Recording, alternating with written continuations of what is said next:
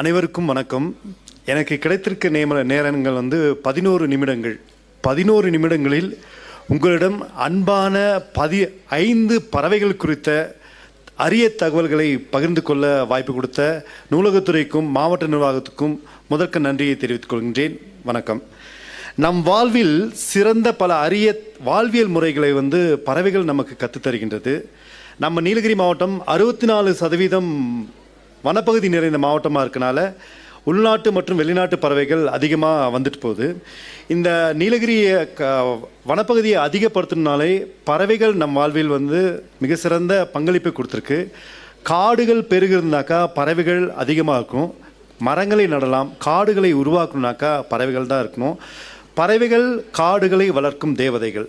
இந்த தலைப்பில் உங்கள்கிட்ட இந்த குறிஞ்சி நிலம் சார்ந்த பறவைகள், உள்நாட்டு மற்றும் வெளிநாட்டு பறவைகள் நிறைய பேர் நம்ம ஊருக்கு வராங்க, சுற்றுலா பயணிகள் மாதிரி.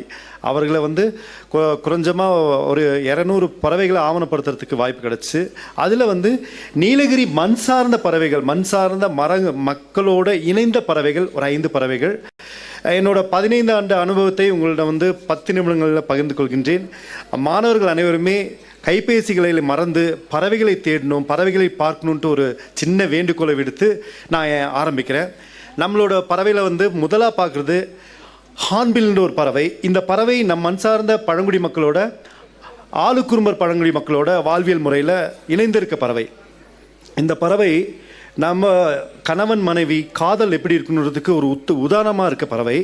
ஆண் பறவையும் பெண் பறவையும் இணைந்த பிறகு ஆண் பறவை மரத்தில் அமர்ந்து ஒரு சத்தியம் தன்னை பண்ணுமா, உன்னையும் உன் குழந்தைகளையும் நான் காப்பாற்றுவேன், ஒற்றை வரி சத்தியம். அந்த சத்தியத்தை நம்பி அந்த பெண் பறவை கூட்டிலே அமர்ந்திருக்குமாம். 2 இணை சேர்ந்த பிறகு அந்த பறவை பெரிய மரபொந்தை தேடி முட்டையிட்டு பெண் பறவை அடை காத்துட்ருக்கும். அப்போ இறகுகள்லாம் உதித்துட்டு அமைதியாக உட்காந்துருக்கும். அது வாயில் முழுமையாக களிமண் கொண்டு மூடியிருக்கும் அந்த ஆண் பறவை. உணவுக்கு மட்டுமே அந்த ஆண் பறவை வெளியே போயிட்டு வரும்.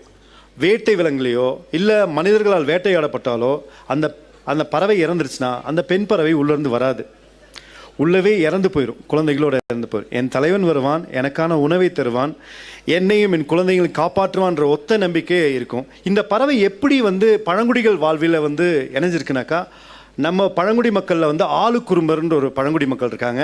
அந்த பழங்குடி மக்கள் இந்த பறவையை ஓங்கில் தாண்டி என்ற பேரில் அழைக்கிறாங்க. இந்த பறவை வந்துச்சுனாலே மிகப்பெரிய மகிழ்ச்சி இருக்கும். பழங்குடிகள் எல்லாருமே மூதாதையர் வழிபாடு தான். மூதாதையர் வந்துட்டாங்கன்னு நினைக்குவாங்க. நிறைய இந்த பழங்களை, நிறைய வீரியமிக்க பழங்களை சாப்பிட்டு அந்த எச்சங்கள் மூலயமா காடுகளை பெருக்கும். இது போன்று அந்த பழங்குடி மக்கள் இந்த பறவை வந்துச்சுனாக்கா அவங்க மூதாதையர் வந்ததாக நினைக்கிறாங்க. அவங்களுக்கு நல்ல மழை கிடைக்கும், நல்ல விளைச்சல் அதிகமாகும், மிகப்பெரிய ஆசீர்வாதம் கிடைக்கும்ட்டு நம்புகிறாங்க. இது ஒரு ஹார்ன்பில். இது ஆளுக்குறும்பர் வாழ்க்கையில் இந்த ஹார்ன்பில் நம்ம இந்த இருக்கிறத பார்க்க முடிஞ்சுச்சு. அதே போல் கார்பிஷ்ன்ற ஒரு பறவை. அந்த பறவை பழங்குடி மக்களோட எப்போவுமே தொல்கதைகளையும் பாடல்களையும் நிறைய மருத்துவ அறிவு, தாவர அறிவு எல்லாத்தையுமே நமக்கு கொடுத்துட்டு போகிறாங்க. அதுபடி கார்பிஷ்னு ஒரு பறவை. அது நீலகிரி மாவட்டத்தில் தோடர் பழங்குடி மக்களோட புனித பறவையாக இருக்குது. அந்த பறவை அதிகாலை நேரத்தில் கூப்பிடும். இது ஒரு சின்ன தொல்கதையில் தான் இந்த கதையும் கருவாடலும் அந்த கதைக்கான களங்களும் அந்த கதாபாத்திரங்களும் இருந்தாங்க. பழங்குடி மக்கள் வாழ்வில் தொல்கதைகளும் பாடல்களும் ரொம்ப முக்கியம். அது மூலயமா தான் மருத்துவ அறிவு, தாவர அறிவு எல்லாத்தையுமே கடத்திட்டு போனாங்க. இதில் அந்த கார்பிஷ் பறவையோட ஒரு சின்ன கதையை உங்க கூட பகிர்ந்துக்கலாம்னு ஆசைப்பட்றேன். ஒரு கார்பிஷ்னு இது ஒரு தொல்கதை, தோடர் பழங்குடியோட தொல்கதை. ஒரு கார்பிஷ், அவங்க மனைவி பேர் பில்கிபென். இந்த 2 பறவைகள் தன் குழந்தைகளோட வானத்துக்கு போகிறாங்க. மேகங்கள் மறைஞ்சிருது, குழந்தைகள் வரல. அப்போ கடவுள்கிட்ட கேட்குறாங்களாம்மா, இந்த குழந்தைங்களை எங்களுக்கு கொடுத்துருன்ட்டு. அந்த கடவுள் கொடுக்க மாட்டேன், அதிகாலை நேரத்தில் விடிவெள்ளியாக இந்த பறவைகள் 2 ஜொலிக்குவாங்க, நீங்கள் பேசலாம் அப்படின்னு சொல்கிறாங்க. அதிகாலையில் இந்த பறவையே பேசுறதுக்காக இந்த தாய் பறவை குழந்தைகளோட பேசும். இது தொல்கதை. இது எப்படி தோடர் வாழ்வில் இணைஞ்சிருக்குனாக்கா, இன்று குழந்தைகள் பிறந்தவன தோடர்கள் 3 முதல் 6 மாதம் ரொம்ப பாதுகாப்பாக வச்சுக்குவாங்க. அவங்களோட பெண் தெய்வம் கோயிலான தேக்கிஷம்மன் கோயிலுக்கு இந்த குழந்தையை கூட்டிகிட்டு போவாங்க. குழந்தைகளை கூட்டிகிட்டு போகும்போது ஆறுகள் சத்தம், அருவிகள் சத்தம், மலர்களையும் வண்டுகளையும் எருமைகளையும் புனிதமாக வளர்க்கும் எருமைகளையும் அறிமுகப்படுத்துவார்கள். அதே போன்று இந்த கார்பிஷ் என்ற பறவையும் இந்த குழந்தைக்கு அறிமுகப்படுத்துவார்கள். இதுவரை இன்று பிறந்த தோடர் குழந்தை கூட அந்த கார்பிஷ் பறவையோட இந்த கதையை கேட்டு பயணிக்கிறது. இது போன்ற பறவைகள் நீலகிரி மாவட்டத்தில் வாழ்ந்தோறும் பழங்குடி மக்களோட மிக நெருங்கியாக இருக்காங்க. இது தோடருக்கான கதை. கழுகு நம்ம வாழ்வில் வந்து கழுகுக்கும் நமக்கும் நிறைய சொல்லி கொடுத்துருக்கு. கழுகு நம்ம நிறைய பாடங்களை கற்றுக் கொடுத்துருக்கு. இருமுறை வாழ்க்கையில் வந்து அந்த கழுகு வந்து எப்படி வாழலாம் என்று கற்றுக் கொடுக்கும். அதுக்கு வந்து இருளர் பழங்குடி மக்களோட நெருங்கிய தொடர்பு இருக்குது கழுகுக்கு. கழுகு வந்து எல்லாருமே வாழணுன்னாக்கா கழுகு மாதிரி வாழணும்னு ஆசைப்படுவாங்க. ஏன்னாக்கா மிக கூரியமான இலக்குகளை நிர்ணயிப்பது, இலக்குகளை அடைய ரொம்ப கடினமாக உழைப்பது, யாரிடத்தும் எளிதாக கிடைக்கும் பொருட்களை வாங்காதது, மற்றும் வந்து மிக கூரியமாக துல்லியமாக இலக்கை அடைந்து வெற்றி அடைவது, இது எல்லாத்தையுமே கழுகு நமக்கு சொல்லிக் கொடுக்குற பாடம். இதில் வந்து கழுகு வந்து இருமுறை பிறக்கும் வழக்கம் கொண்டதுக்கு. ஒரு 40 ஆண்டுகள் வாழ்ந்துனாக்கா 20 ஆண்டுகள் மிக வலிமையாக இருக்கும். கூரிய சிறகுகள் இருக்கும், இறகுகள் இருக்கும், கூரிய நகங்கள் இருக்கும், அழகு இருக்கும், வேட்டையாடுறதுக்கு எல்லா தகுதியுமே இருக்கும். ஒரு காலத்தில் ஓய்வு தேவைப்படுது அந்த கழுகுக்கு. அப்போ வந்து அந்த கழுகு வந்து தன் பலம் கொஞ்சமாக குறைஞ்சிருச்சுன்னொன்னே பெரிய தன்னில் இருக்க சிறகுகள்லாம் விரிச்சிட்டு பிச்சு போட்டுட்டு நகங்களை பெய்த்து எரிஞ்சிட்டு மூக்கை பாறையில் போய் உடைச்சிட்டு மிகுந்த வலியோடு காத்திருக்கும் அடுத்த பிறவிக்காக. ஏன்னா திருப்பி நகங்கள் வளரணும், திருப்பி பலமாகணும், திருப்பி வேட்டைக்கு தயாரணும். இந்த காயப்பட்டு காத்திருக்கும் நேரங்களில் நமது இருளர் பழங்குடி மக்கள் அவர்களுக்கு மூதாதையர் வந்ததாக நினச்சி உணவு கொடுத்து வளர்க்குவாங்க. ஒரு பறவைக்கு இவ்வளவு நெருக்கமான உறவு இருக்குனாக்கா இவர்களை சொல்லலாம். இது போன்று தான் ஒவ்வொரு பழங்குடிகளும் அவங்களோட வாழ்வியல் முறையில் வந்து பறவைகள் ரொம்ப முக்கிய இடத்தை பிடிச்சிருக்கு. அடுத்தது நம்ம பார்க்கணுன்னாக்கா ராஜப்பறவை ஒரு பறவை, அது பேர் வந்து நம்ம வந்து யானை சாத்தான்ற கூட அந்த பேரில் நம்ம சொல்கிறோம். அந்த பறவை வந்து ஆளுக்குறுமர் பழங்குடி மக்கள்லேயே ஜொல்லரா என்று அழைக்கிறாங்க, அன்போடு அழைக்கிறாங்க. அந்த பறவை என்ன பண்ணுனாக்கா தேன் ஆயிடுச்சுனாக்கா, தேன் அறுவடை ஆயிடுச்சு, தேன் பூச்சி தேனெல்லாம் சேகரித்து தேன் கூட்டில் கட்டினோன்னே இந்த பறவை அந்த தேன் கூட்டில் இருக்க பூச்சிகளெல்லாம் விலக்கி விட்டுட்டு தேன் கூட்டில் போய் தேன் குடிக்கும். எல்லா வனவிலங்கும் எல்லாமே வந்து பூக்களில் போய் தேன் இருக்கிறத பார்த்துக்கலாம்.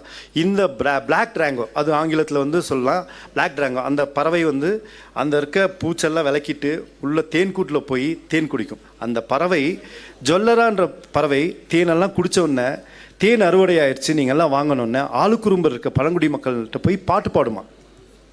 எங்களுக்கு நான் நிறைய சாப்பிட்டேன், ரொம்ப அருமையான தேன் இருக்குது, இந்த குறிஞ்சி தேன் வந்து ரொம்ப நல்லா இருக்குது, நீங்கள்லாம் அறுவடைக்கு வாங்கன்ட்டு கூப்பிடுமா. அந்த கிராமத்தில் வந்து கூப்பிடும்போது இந்த பழங்குடி மக்கள் அந்த தேன் அறுவடைக்கு போவாங்களாம். ஒரு பறவை தன் உணவை சாப்பிட்டு நீங்களும் சாப்பிடுன்ட்டு அழைக்கிறத வந்து இந்த தொல்கதைகள் மூலயமா நமக்கு தெரிய வருது. பறவைகள் நம் வாழ்க்கையில் வந்து இரண்டரை கலந்த பறவைகள். இவர்களோட வாழ்வியல் முறையிலையும் நமக்கும் நிறைய பாடங்களை கற்றுத்தராங்க. அடுத்தது வந்து நேரம் ரொம்ப கம்மி எனக்கு. அடுத்தது சிட்டுக்குருவிகள். சிட்டுக்குருவிகள் வந்து நம்ம குடும்பத்தோடு பழகிய ஒரு அழகிய பறவை. இந்த பறவை வீடுகளின் முற்றங்களிலும் நம்ம வந்து கூரை வீடுகள் புல் வீடுகள் இருக்கும்போது நம்ம கூட வந்து நெருங்கி பழகிய பறவை. நம்மளோட சொந்தக்காரர் யாருனாக்கா மூதாதையர் வந்ததாக நினச்சி அந்த பறவையை பார்க்குவாங்க. அந்த பழங்குடி மக்கள் வந்து கோத்தர் பழங்குடி மக்கள். அவர்களோட வாழ்வில் வந்து இறைவன்கிட்ட வந்து கேட்குறாங்களாம் என்னென்ன பறங்கள் வேணும்னும் போது கோத்தர் பழங்குடி மக்கள் கேட்குறாங்களாம் எங்களுக்கு ஆயக்கலைகளும் தெரியணுன்ட்டு. இரும்பு வேலை, தச்சு வேலை, மண்பாண்டம் செய்கிறது, மற்ற வந்து போர்க்கருவிகள் செய்கிறது, எல்லா கலைகளுமே தெரிஞ்ச ஒரு பழங்குடி மக்கள்னால் கோத்தர் பழங்குடி மக்கள். அவர்களோட வாழ்வில் வந்து அவர் கூரை வீடுகளில் இந்த பறவை வந்து சேர்ந்து வாழுமா. இந்த பறவை வந்தாலே மூதாதையர் வந்ததாக நினச்சி உணவு வைக்குவாங்க, எல்லாம் இது பண்ணுவாங்க. இப்போ சமகாலத்தில் வந்து நிறைய தானியங்கள் வச்சு உணவு வச்சுருந்தாங்க. கோலங்கள் போடுவாங்க, தானிய கோலங்கள்லாம் போடுவாங்க. அப்போ அந்த பறவை நம்மளுக்கு ரொம்ப நெருங்கி இருந்துச்சு. இப்போ அந்த பறவை கொஞ்சம் அந்நியப்பட்டிருக்கு. ஏன்னாக்கா நம்மளுக்கு உணவு வைக்கிறதில்ல, கோலங்கள் போடுறதில்ல, யாரும் அவருக்கு ரெஸ்பெக்ட் பண்ணுறதில்ல அந்த பறவைக்கு. அதனால் கொஞ்சம் விலகி இருக்குது. இந்த பறவையும் அவர்களோட வாழ்வில் வந்து இரண்டல கறந்திருக்க பறவையாக நினச்சி வாழ்ந்து வராங்க. இந்த 6 பழங்குடி மக்களுமே பறவைகளையும் வனவிலங்குகளையும் ஆறுகளையும் அருவிகளையும் போற்றி அவர்களோட வாழ்வில் கலந்துக்கிட்ட ஒற்றை வழியாக நினச்சி வாழ்ந்துட்டு வராங்க. நம்ம இனி வரும் காலங்களில் மிக கடுமையான காலங்கள்.